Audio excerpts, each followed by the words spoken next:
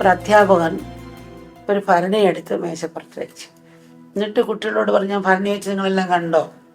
എന്നിട്ട് കുറേ കല്ല് കഷ്ണം, കരികല്ല് ചില്ലി ചില്ലി കഷ്ണങ്ങൾ അതിനകത്തിട്ട്, എന്നിട്ട് കുട്ടികളോട് ചോദിച്ച്, ഈ ഭരണി നിറഞ്ഞോ? പിന്നെ കുട്ടികൾ പറഞ്ഞ ഭരണി നിറഞ്ഞു. അപ്പം നിറഞ്ഞോ വീണ്ടും ചോദിച്ചാൽ നിറഞ്ഞു, നല്ലോണം ഫുള്ള് നിറഞ്ഞിരിപ്പുണ്ടെന്ന് കുട്ടികൾ പറയും. എന്നിട്ട് ഈ അധ്യാപകൻ ഭരണിയൊന്ന് കുലുക്കിയിട്ട് കുറച്ച് മണ്ണ് വാരിയിട്ട് 2-3-4 പിടി മണ്ണ് ആ ഭരണിക്കകത്ത് കൊണ്ട്, അപ്പം നിറഞ്ഞിരിക്കുകയാണ്. അപ്പം കുട്ടികളോട് ചോദിച്ച്, നിറഞ്ഞോ എന്ന് ചോദിച്ചു. ആ നിറഞ്ഞു എന്ന് പറഞ്ഞു. പിന്നെ ഈ അധ്യാപകൻ ഒന്ന് കുലുക്കിയിട്ട് കുറച്ച് വെള്ളം ഒഴിച്ചു.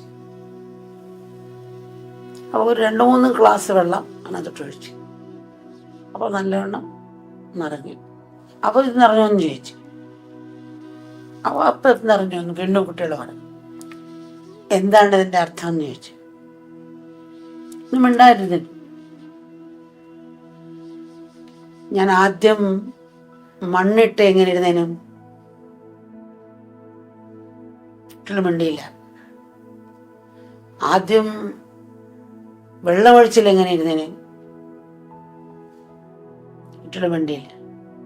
ആദ്യം വെള്ളം ഒഴിച്ചെങ്കിൽ പിന്നെ ഒന്നും ഇടാൻ സ്ഥലം കാണത്തില്ല.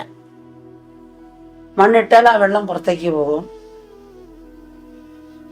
പിന്നെ കല്ലിട്ടാലും ആ വെള്ളം പുറത്തേക്ക് പോകും, ഇല്ലേ? മണ്ണിട്ട് നിറച്ച് വെച്ചാലും വെള്ളം പുറത്തേക്ക് പോകാം. ഈ 3 ഗ്ലാസ് വെള്ളം അതിനകത്ത് കൊള്ളത്തില്ല. നിറഞ്ഞിരിക്കുന്ന ഭരണിയിൽ വെള്ളം ഒഴിച്ചാൽ വെള്ളം പുറത്ത് പോകും. മണ്ണിട്ടാലും ഈ 3 ഗ്ലാസ് വെള്ളം അതിനകത്ത് കൊള്ളില്ല. പിന്നെയോ ആദ്യം കല്ലിട്ടത് കൊണ്ടാണ് ആ കല്ലിന് വിടവുകളുണ്ടായത്. ആ വിടവുകളുണ്ടായത് കൊണ്ട് മണ്ണിടാൻ സാധിച്ചു. മണ്ണിട്ടുകൊണ്ട് ആ വിടവുകൾ മണ്ണിട്ടെങ്കിലും പിന്നെ വെള്ളം ഒഴിച്ചപ്പോൾ വെള്ളവും പോയി. അതുപോലെ ജീവിതത്തിൽ ഏറ്റവും പ്രധാനമായത് ആദ്യം അതിന് സ്ഥാനം കണ്ടെത്തണം. ആ ആധ്യാത്മത്തിന് സ്ഥാനം കൊടുക്കണം.